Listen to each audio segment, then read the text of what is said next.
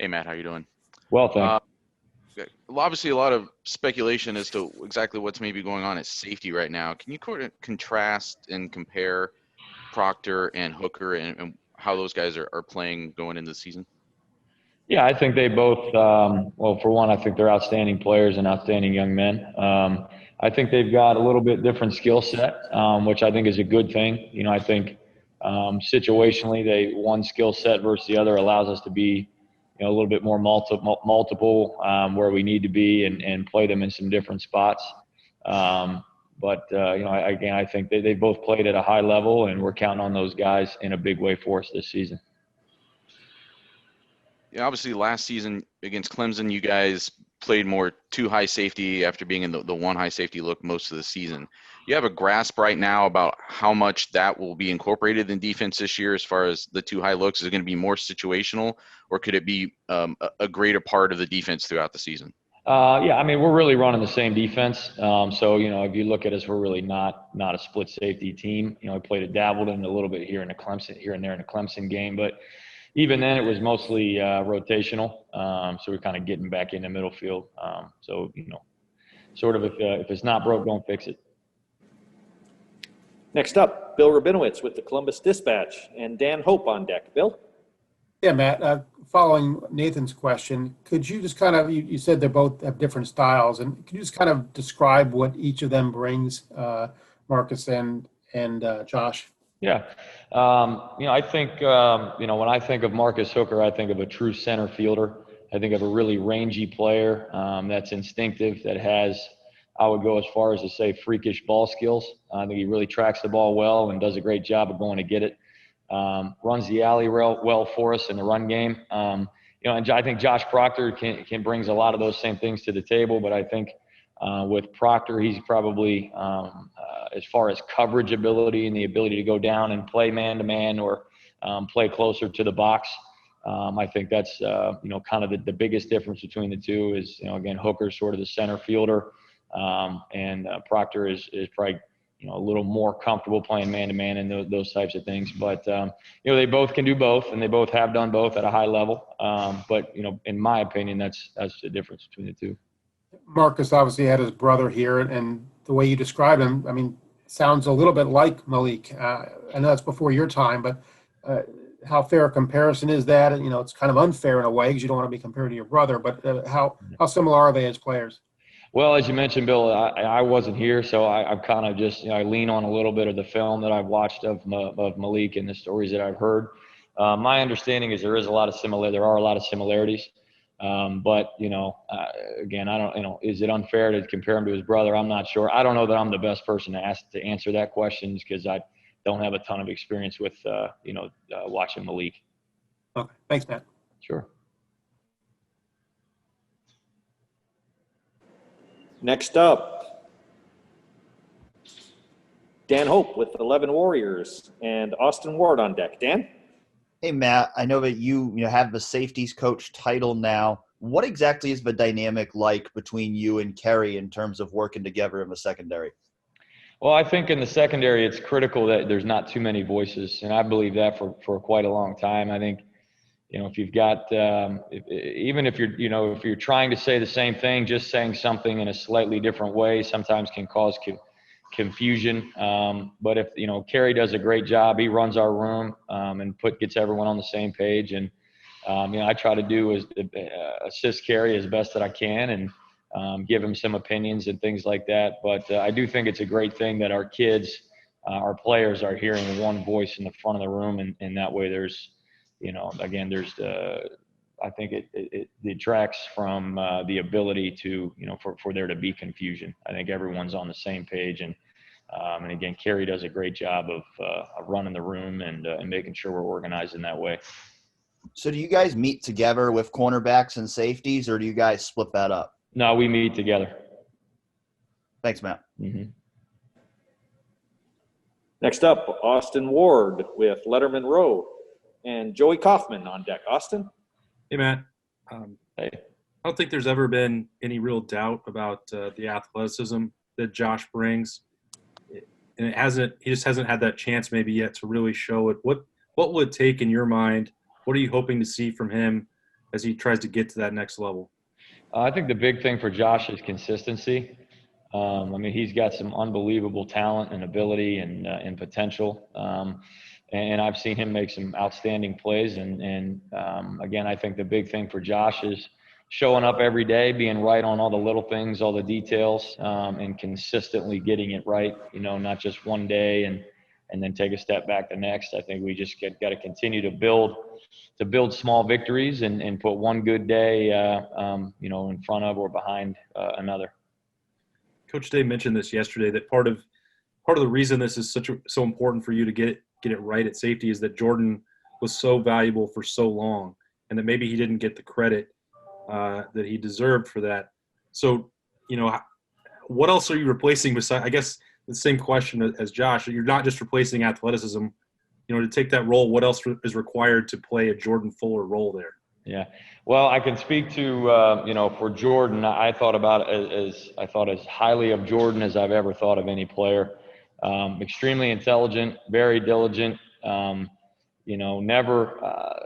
let any of his success or, the fact that he was an older player, but, by the time I worked with him, he never let that affect his work ethic. Was extremely coachable. And really, not only was he our free safety, he was really the quarterback of our defense.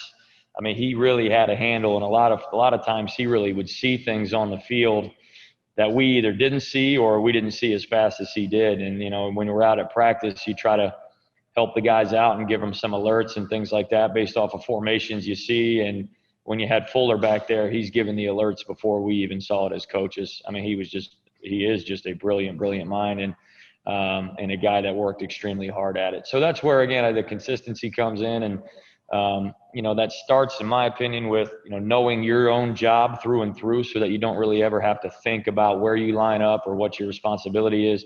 You've already known that, you have such a thorough knowledge of the defense that you're already aligned, and now you're helping two or three other people get aligned, and you're making, formation indicator alerts and things of that nature. And that's the piece that we've got to continue to develop with these newer players. Thanks, Matt. Sure. Next up, Joey Kaufman, the Columbus Dispatch, with Bill Landis on deck. Joey? Matt, as far as special teams goes, the one guy you have to replace there is Liam McCullough, long snapper, who had certainly been a mainstay there. How is that competition to replace him gone? So far, so good. It's just one of those things when you have a newer player, an inexperienced player, you want to see what it's going to be like when it's real. I think our practice, our snaps in practice have been good. And again, we're just looking for consistency there. And you try to find creative ways to put those guys in positions where, they feel like they've got to operate under some pressure and those types of things. So again, so far so good, but I'll reserve my judgments until we get to the field. I think that's the case anytime you're playing young players. You got to see what you get when you get them out there, and it matters. Have you settled on anybody between Bradley or Rowan? Right now, Brad Robinson is our starting long snapper. Just like any other position, it's they're not set in stone, and ultimately we're going to make sure we've got the guy out there that gives us the best opportunity to win. Next up, Bill Landis with The Athletic and Brendan Gulick on deck. Bill? Hey, Matt, even if you guys are sort of sticking to what you did last year with the deep middle safety, do you anticipate being able to play with Marcus and Josh on the field together, maybe more than you played with two safeties on the field together last year? And can Josh do some of the things that you guys were asking Pete Werner to do last year when he was in that same position? Yeah, I think anytime you have players that can be versatile and do different things, that kind of goes back to the question that was asked a few questions ago, and what do I see the differences between those guys? I mean, yeah, I think if we can get those guys on the field, I think it comes down to the situation, the offensive, the team we're playing, and the personnel grouping that they have on the field.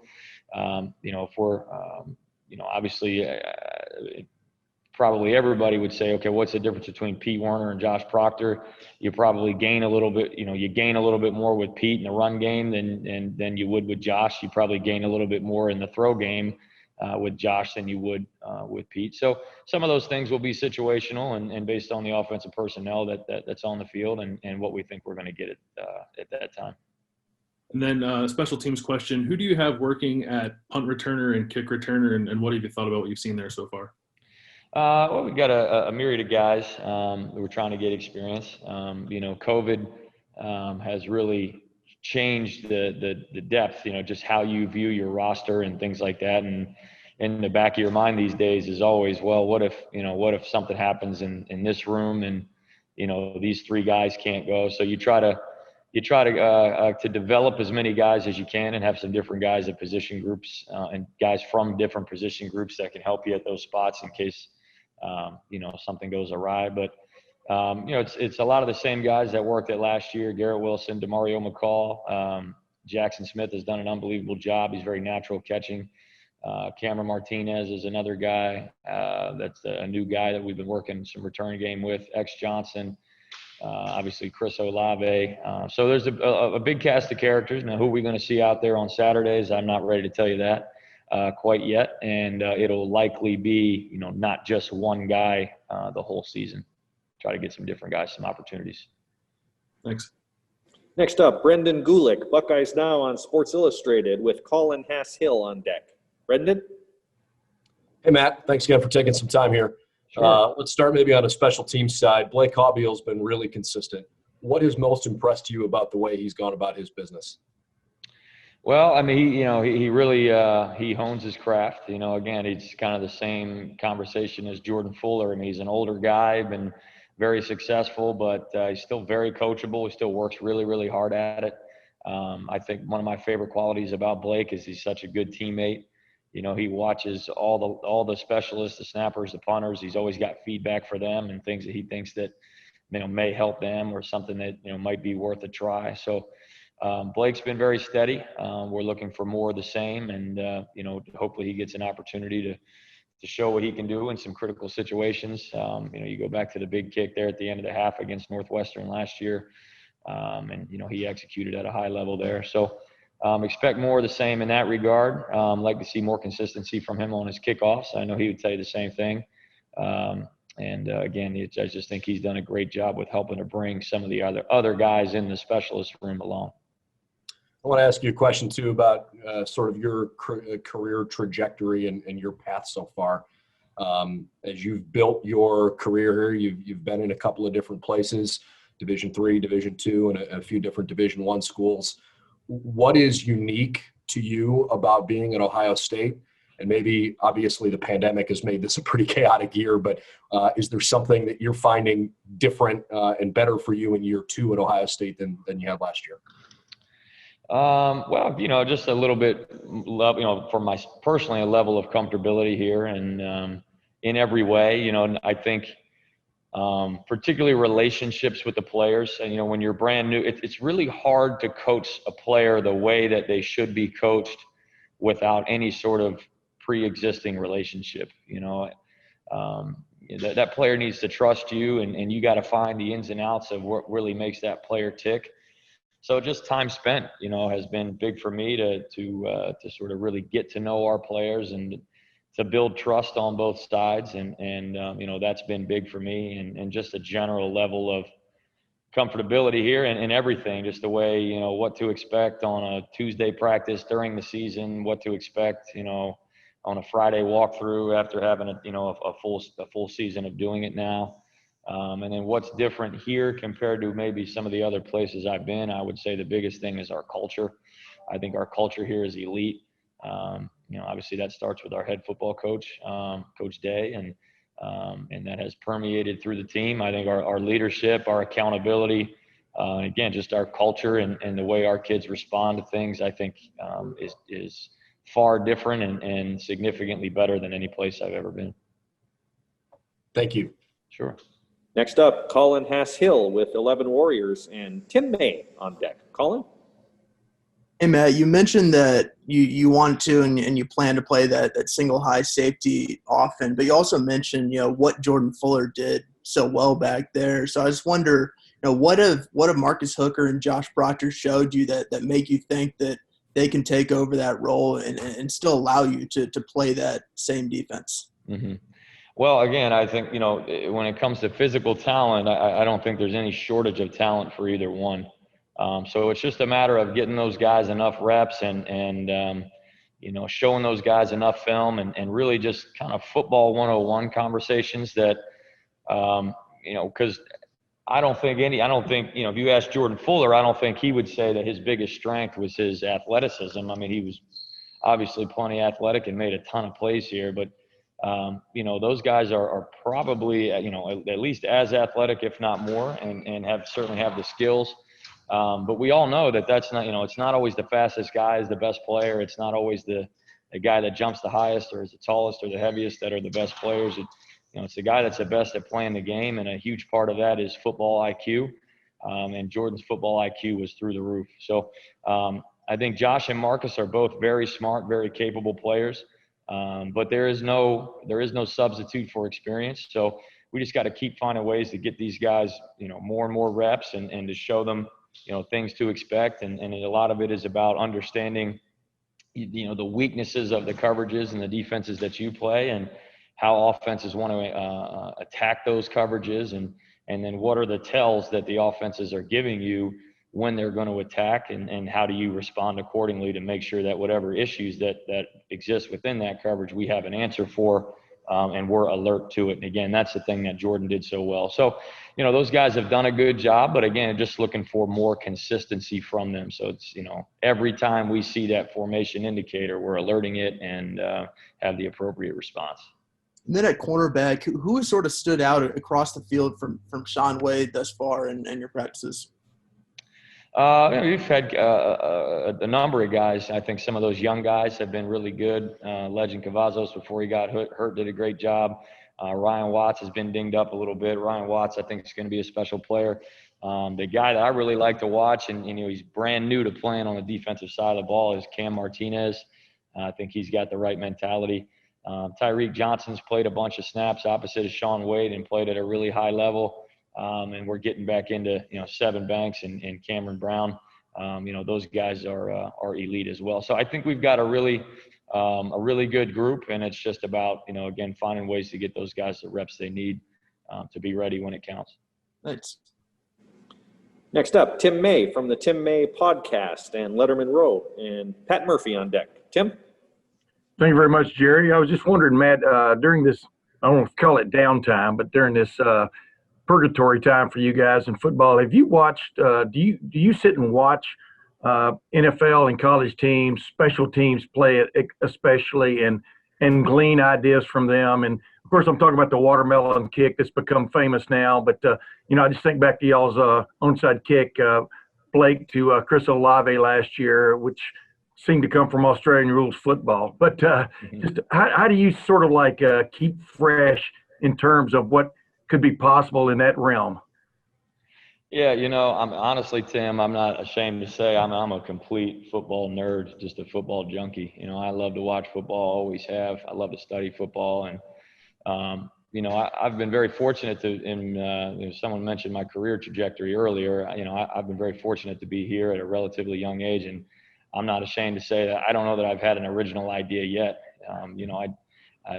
Fortunately, I can recognize good things when I see them, and there's plenty of smart coaches that have been out there through the years that have done some really cool things, and we try to see what fits for us and what fits our personnel, and knowing that there's always a balance between what you like and what you think would be really good, and then what you can actually really go execute when it counts. So like that kick to Chris Olave, it looked perfect when we hit it, but we had to hit that thing 40 times in practice before we got it right. And I can tell you, it never looked as good in practice as it did in the game. So, that's what you're looking for.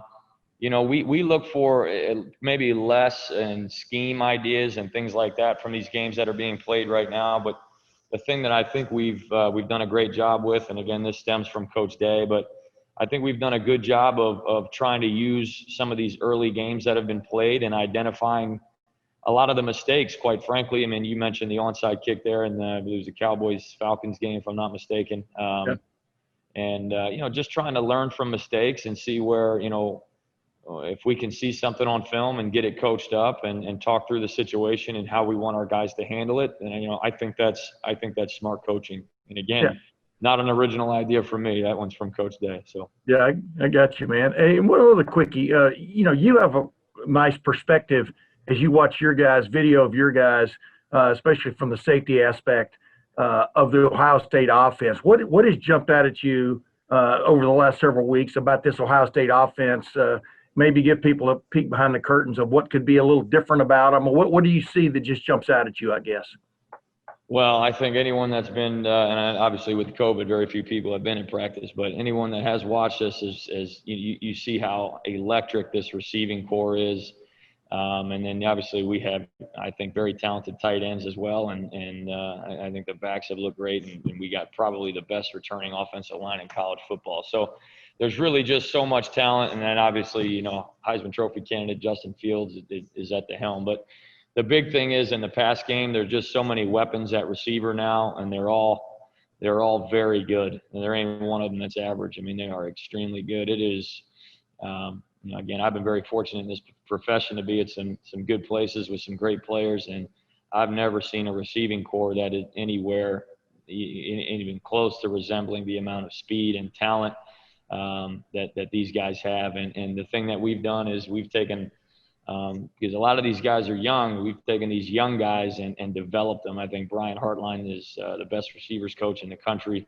The proof is at practice. I see it every day. I mean, those guys are really, really tough to cover, and that quarterback doesn't miss much. So that's what sticks out to me. Hey, thanks, man. Sure. Thank you, Tim. Next up, Pat Murphy from 24/7 Sports with Jeremy Birmingham on deck. Pat? Matt, another question about the safeties and Jordan. I assume that while you would love those guys to give you exactly what Jordan got, they're different players, right? They bring different things to the table, and you don't expect a Jordan Fuller to emerge from one of them. Is that correct? Jordan Fuller plays for the Rams, so I certainly don't expect to see him. But I think, I think in their own way, we do expect those guys to play at a high level. We expect them to be the cap of our defense and help not only, make the plays that they're supposed to make, but we expect them to get, corners and linebackers and all the underneath coverage. We expect them to help get them aligned appropriately. And there certainly is no change in expectations. But we also know that Jordan was a special player. And the good thing is, these guys were here with Jordan, and they know all the things that he did, and they respect him tremendously. I'll tell you that. And truthfully, I think they aspire to be very similar to him in a lot of ways. But, I think you've got to be very careful trying to be somebody else. I think you got to be yourself. I think you got to play to your own strengths. I think you got to be very realistic with what your own weaknesses are, identify those things, and figure out how to marginalize those things, So I can say that the expectations are no different. We expect those guys to perform at a high level and be the quarterback of the defense. And you mentioned Bradley taking the long snapping job. What went into making that decision? What did he do to win that? So far, he's been the most consistent, really. And, I don't put a lot of stock in snaps that they chart when they're off doing their own thing. I want to know what I chart the snaps that they do in our team punt periods. When the head football coach is there and there's a rush team and, that rush team's trying to go block the punt and those types of things. So it's really, to me, those periods are critical in evaluating those snappers. And right now, Brad has been more consistent. Thanks, Matt. Next up, Jeremy Birmingham with Letterman Row, and we'll close with Spencer Holbrook unless I've missed someone there. So, Jeremy, you're up. Hey, Matt. Early in the summer, in the process, we heard a lot about Court Williams after he made the early enrollment. We haven't heard much about him lately, so I'm just wondering if you could update where he's at as far as his development and sliding back into a full-time safety role. I think we'll speak on that another time. I appreciate the question, Jeremy. I think Court's an outstanding player and one of the best young men I've ever been around. I can just tell you that. And if I could also, with Lathan Ransom and Cameron Martinez, obviously coming from a different perspective because Cam never played defense in high school, and Lathan obviously was an All-American. Those two were the non-early enrollees in the secondary. How have they adjusted, and are you a little bit surprised at how far along Cam is right now? You know, if you get to know Cam, you're not surprised by anything he ever does, man. I mean, he is a blue-collar, chip on his shoulder. You know, he can get – it looks bad one rep, but he's going to get it corrected the next one. I mean, he takes so much pride, and I just love his demeanor. I think he is a legit tough guy. I really do. Now, he's got a lot of room to improve because it's all brand new to him, but nothing that he does that's positive will ever surprise me just because of who he is, his personality.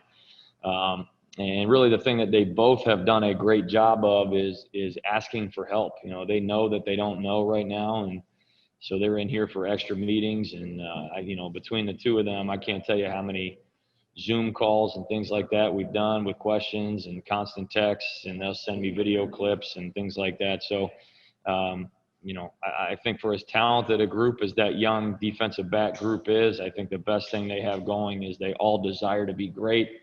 There really hasn't been any of that big recruit ego coming in. They got all the answers. There's just none of that. I mean, these are great kids, and I think we did a good job in recruiting, identifying who these young men really are and their personalities, and I think we got it right, and I think it's going to be a special group as they progress. Thanks a lot. Sure. Next up, Spencer Holbrook with Letterman Row, and then we'll close with Clay Hall. Spencer? Hey, Matt.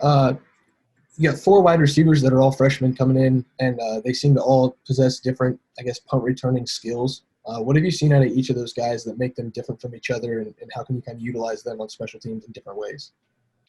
Yeah, Spencer, I would agree with you. I think that as talented as that group is, I think they all bring something very different to the table. You look at a guy like Mookie Cooper, and he's extremely talented ball in hand guy. I think he's a guy that down the line can help us as a returner. But then I watch him some the other day, and I mean, he really sticks his nose in and does all the things that you'd ask a bigger guy to do, even though he's not the biggest guy. G. Scott is a bigger guy, and G. Scott plays like a linebacker. And I mean that in a great way. I mean, he's extremely explosive and makes a bunch of plays outside, but he is as tough a young wide receiver as I think I've seen in my career. I mean, I look for big things from him in special teams, probably less as a returner or someone that's going to field the ball. But, I trust him to go down and cover kicks and help us set up big returns and things like that. Julian Fleming is another bigger guy that can really run. So, again, coverage units, gunner, kickoff, KOR, those types of things. And then, Jackson is just so smooth and has just unbelievable ball skills. He's a guy I think can really help us at returner and, anything involving the football as it comes to kicking game. I think that's where he would really be great. So 4 very different players, but all adding a lot of value to our special teams depth. Thank you. Sure. Next up, Clay Hall with WSYX, and we are going to have one more question from Stephen Means on decks. But Clay, you're up first. Clay? Yeah, Coach, thanks for the time. You've talked a lot about the talent and ability. I'm just curious, what's your sense of the makeup or the heartbeat or the motivation of this team? We heard a lot about the sting of the Clemson loss. How driven is this group, I guess, would be the question. I think very driven. I think we've got great senior leadership. We got a ton of guys here that have played a lot of football. On the defensive side of the ball, you've got, Jonathan Cooper. I think as highly of Jonathan Cooper as any player I've ever been around, just from a leadership standpoint and toughness. Tough Borland, Pete Werner, all those, Sean Wade. So there's a ton of leadership on the defensive side of the ball. And then, offensively, you look at guys like Chris Olave, Luke Farrell, obviously Justin Fields, an unbelievable leader, Wyatt Davis, Josh Myers. So I think it's a hungry crew. I think we've got a chip on our shoulder. I think that, that Clemson loss is never too far from anyone in this program's mind, and I think we've got a really driven group. So I'm excited to. Just excited we get a chance to go play. Obviously, it seemed like there for a while we weren't going to have a chance. So, I think everybody wants to make the most of this opportunity. Appreciate it. Thank you. Sure. And final questions for Coach Barnes today come from Stephen Means with Cleveland.com. Stephen? Hey, Matt, since he's technically signed, can you talk about Jesse Mirko a little bit and just how you stumbled upon him? So there's a service in Australia called ProKick, and they have an unbelievable track record of producing talent. So I've dealt with them in the past, and another school I was at, I had a very talented Australian punter that came through ProKick as well. So those guys have a great track record, and that's kind of how that relationship came about.